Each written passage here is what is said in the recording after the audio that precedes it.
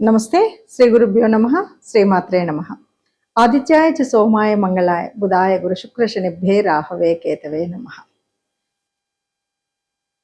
పంచగ్రహ కూటమి ఇది ప్రస్తుతం మనం ఎక్కడ విన్నా, ఎక్కడ మనం చూస్తున్నా ఈ మాట వినబడుతూ ఉంది. పంచగ్రహ కూటమి అంటే ఏంటి? 5 గ్రహాలు ఒక చోట ఉండడం. మరి ఈ 5 గ్రహాలు ఎప్పుడు లేవా? ఎందుకు సందేహాలు? ఎందుకు ఇంతమంది ఇన్ని రకాలుగా చెప్తున్నారు? ఇది ఆలోచిస్తే పంచగ్రహ కూటమి అనేది ఎప్పుడూ వస్తూనే ఉంటుంది. ఎక్కడైతే ఎప్పుడైతే ఏదో ఒక రాశిలో 5 గ్రహాలు, ఎందుకంటే చంద్రుడు రెగ్యులర్గా 2.5 రోజులకు ఒకసారి మారుతూ ఉంటాడు కాబట్టి ఎక్కడో ఒక చోట ఈ 5 గ్రహాలు కలవడం అనేది కనిపిస్తుంది. అంతకుముందు మనం మకర రాశిలో కూడా చూసాం. అయినా మరి ఇప్పుడు ఎక్కడ చూసినా ఈ పంచగ్రహ కూటమి రాబోతుంది, దీనివల్ల నష్టాలు ఉన్నాయి, కష్టాలు ఉన్నాయని చాలామంది మనం వింటూ ఉన్నాం. దానికి తోడుగా ప్రేక్షకులు కూడా రకరకాలైనటువంటి అనుమానాలు, నిజంగా అలా జరుగుతుందా జరగదా అని. ఎప్పుడైనా సరే 5 గ్రహాలు ఒక్క చోట ఉన్నాయి అన్నప్పుడు పెద్ద మార్పు కనబడకపోవచ్చు, కానీ అందులో ఇలా ప్రత్యేకించి చెప్పుకోవడానికి కారణాలు కొన్ని ఉంటాయి. ఏంటి అంటే, ఇప్పుడు రవి, కుజుడు, రాహు ఇలాంటి గ్రహాలు కలవడం అనేటువంటిది కొద్దిగా ఇబ్బందికరమైనవే. ఇలా ఉన్నప్పుడు ప్రత్యేకించి ఈ పంచగ్రహ కూటం వల్ల ఇబ్బందులు కలుగుతాయి అని, లేకపోతే ఏదో ఒక మార్పు ఉంటుంది. ఇబ్బందులు అంటే ఒక కొత్త రకమైన మార్పు ఉంటుంది. అది ఉంది అంటే అది మంచిదా చెడుదా? మంచిది కావచ్చు, చెడుది కావచ్చు, ఏదో ఒక మార్పు అయితే ఉంటుంది అని చెప్పేటువంటి తత్వం. మరి ఇది ఎప్పుడు జరుగుతుంది ఏమిటి అంటే, ఫిబ్రవరి మరి అమావాస్య నుండి 3 రోజులు, అంటే 17, 18, 19 ఈ 3 రోజులు కూడా మనకి పంచగ్రహ కూటమి ఉంటుంది. ఈ పంచగ్రహం 3 రోజులే ఉంటుంది కదా, తర్వాత ఉండదు కదా అంటే, ఈ 3 రోజుల తర్వాత వచ్చేటువంటి కాలంలో కూడా ఈ గ్రహం ఒక చోట ఉన్నందువల్ల వచ్చేటువంటి ఫలితాలు చాలా ఉంటాయి. ఆ ఫలితాలు ఉండడం వల్ల మనకు అనేక రకాలైనటువంటి మార్పులు ఉంటాయి. అంటే అమావాస్య నుండి 3 రోజులు కూడా మనకి పంచగ్రహ కూటమి ఉంటుంది. ఈ పంచగ్రహ కూటమి ఒక్కొక్కసారి మనకు కొన్ని రకాలైనవి ఏంటి అంటే, ఇందులో ముఖ్యంగా రవి శనులు వీళ్ళిద్దరు కూడా సమసప్తకాల్లో ఉండడం అనేటువంటిది ఇది ఒక కొత్త మార్పు. దీనివల్ల మంచి మార్పు ఉందా, చెడు మార్పు ఉందా అంటే, కొంతమందికి మంచి మార్పు అనిపిస్తుంది, కొంతమందికి చెడుగా ఉంటుంది. ఇది కూడా ఇప్పుడు జరిగింది ఎట్లాంటిది అంటే, వాయుతత్వ రాశిలో జరిగింది. వాయుతత్వం ఉన్నప్పుడు ఒక రకమైనటువంటి ఆ వాయువుకు సంబంధించినటువంటి, అంటే ఆకాశంలో జరిగేటువంటి కొన్ని ఉంటాయి కదా, వాయువు అంటే మనం చెప్పాలంటే ఏరోప్లేన్ ఇలా ఉంటాయి కదా, ఇలాంటి వాటిల్లో ప్రయాణం చేసేటప్పుడు కానీ, వాయువు గుణం కలిగినటువంటి వాటిలలో కానీ మంచైనా చెడైనా వాటి వల్ల లభించేటువంటి స్థితి అయితే మనకు కనపడుతుంది. ఇది కుంభరాశిలో వాయుతత్వంలో జరుగుతుంది కాబట్టి ఇది జరుగుతుంది. ఇంకా ఒక మాట అయితే చెప్తారు. ఎందుకు అంటే, ఇక్కడ మనకు ఉన్నటువంటి పంచగ్రహాలు ఏమిటి అంటే, మనకి రవి ఉన్నాడు, రాహు ఉన్నాడు, తర్వాత కుజుడు ఉన్నాడు. అంటే ఇవి కుజుడు, రవి, రాహు ఇవి కొంచెం మనకు ఇబ్బంది కలిగించేటువంటివి అని మనం చెప్పేటువంటివి. అలాగే ఇక్కడ మనకు ఈ రాశుల వల్ల రవి రాహులు ఉన్నాడు అంటే ఒక పితృదోషం కలుగుతుంది. ఇవి మనకు చెప్తున్నటువంటి మాటలు.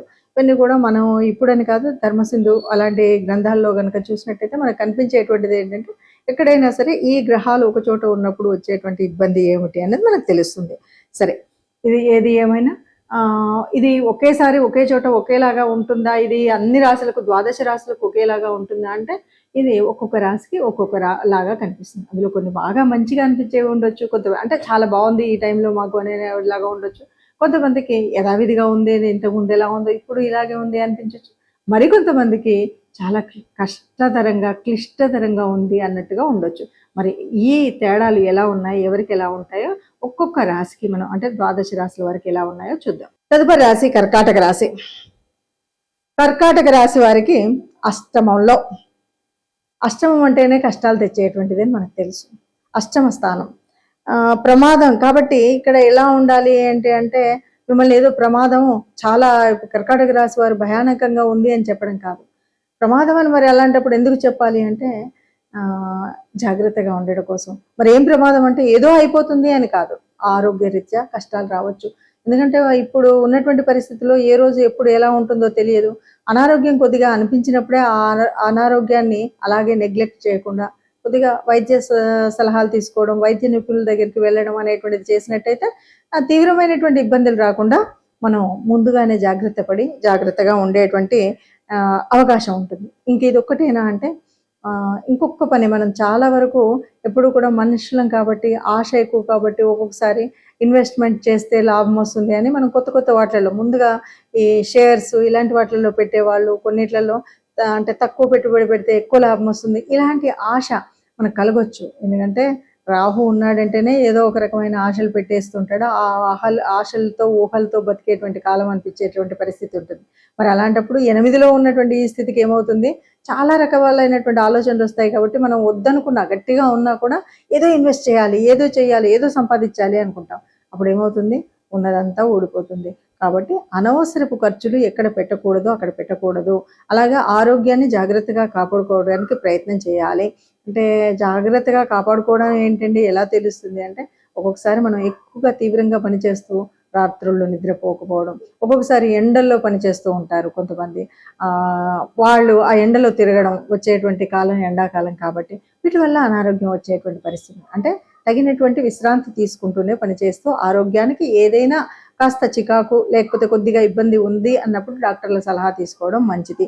అలాగే ఇన్వెస్ట్మెంట్స్ కూడా చాలా జాగ్రత్తగా చేసుకుంటూనే మనం తప్పనిసరిగా ఇష్టదేవత అనుగ్రహం కోసం ఇష్టదేవత ఆరాధన ప్రతినిత్యం చేయడం అనేటువంటిది మర్చిపోకుండా చేయవలసినటువంటి పని. తప్పకుండా గోగ్రాసానికి ఎంతో కొంత మీకు తోచినంత ఇవ్వగలిగినంత ఇవ్వడం ఇంకా మంచిది. ఇలా చేసినట్టయితే కొంత మనం ఆ కష్టం నుండి ఉపశమనం పొంది ఆనందంగా ఉండడానికి అవుతుంది.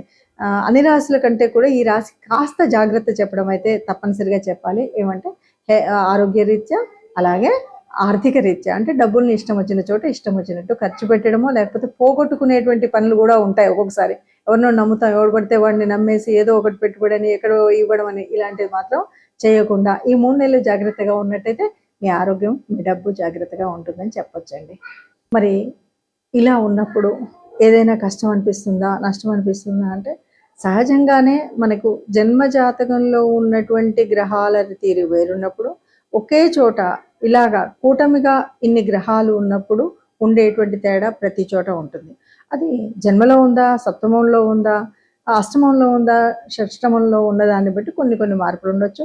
ఇవి ఇలా ఇప్పుడున్నటువంటి గోచార రీత్యా ఇలా కనబడుతున్నప్పటికీ మన జన్మ గోచారంలో జన్మ జాతకంలో చక్కగా ఉన్నట్టయితే ఈ ఇబ్బంది ఏమీ కనిపించకపోవచ్చు.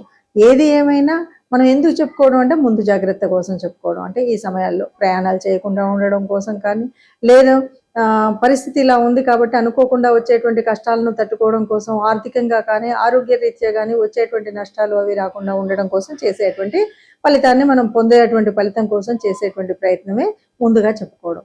సరే, ఇప్పుడు మరి ఏ గ్రహానికైనా ఏ రాశి వారికైనా ఏదైనా సరే మనకు కొంత ఉపశమనం అయితే ఉండాలి కదా. ఏ రకంగా ఉన్నా సరే మరి ఇలాంటి పరిస్థితుల్లో మనం తట్టుకొని గట్టిగా నిలబడాలి అంటే నిబ్బరం కావాలి. ముఖ్యంగా ఇక్కడ వాయుతత్వ రాశిలో జరుగుతున్నటువంటిది అంటే మనకి ఇక్కడ ఏ రకమైనటువంటి దానికైనా మనం చేయాల్సినటువంటిది ఆరోగ్య రీత్యా తీసుకోవాల్సినటువంటి జాగ్రత్తల్లో చక్కగా అంటే యోగాలో మనం ఏదైతే ఉచ్ఛ్వాస నిశ్వాసాల ద్వారా అంటే గాలిని మనం తీసుకొని వదలడం అనేటువంటిది వాయుతత్వానికి సంబంధించినటువంటి. దీనివల్ల ఆరోగ్యాన్ని సరిగ్గా నిలుపుకోవడానికి బాగుంటుంది అని చెప్పడం అన్నమాట. అంటే ఎవరైనా సరే బాగా మీ యోగా ఆసనాలు ఇవి చేసుకున్నట్టయితే చక్కగా ఉంటుంది.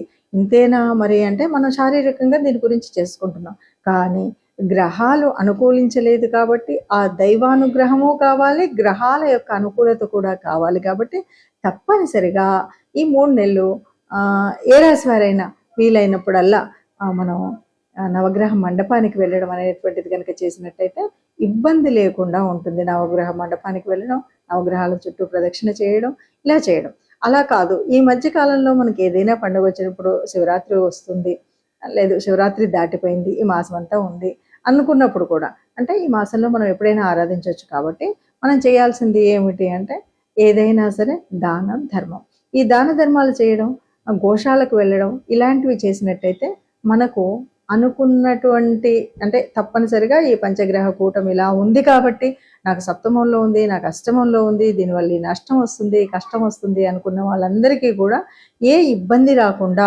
పెద్దగా లాభాలు లేకపోయినా ఇబ్బందిగా ఉన్నది అనేటువంటి రాసుల వారికి ఇబ్బంది లేకుండా ఉండడానికి తప్పనిసరిగా గోశాలకు వెళ్ళి గోగ్రాసం సమర్పించడం, మీ ఇష్టదేవత ఆరాధన చేయడం అనేటువంటిది కనుక చేసినట్టయితే ఏ కష్టం లేకుండా అందరం కూడా ఈ పంచగ్రహ కూటమిలో కూడా సుఖంగా, సంతోషంగా, ఆనందంగా, ఆరోగ్యంగా ఉంటారు.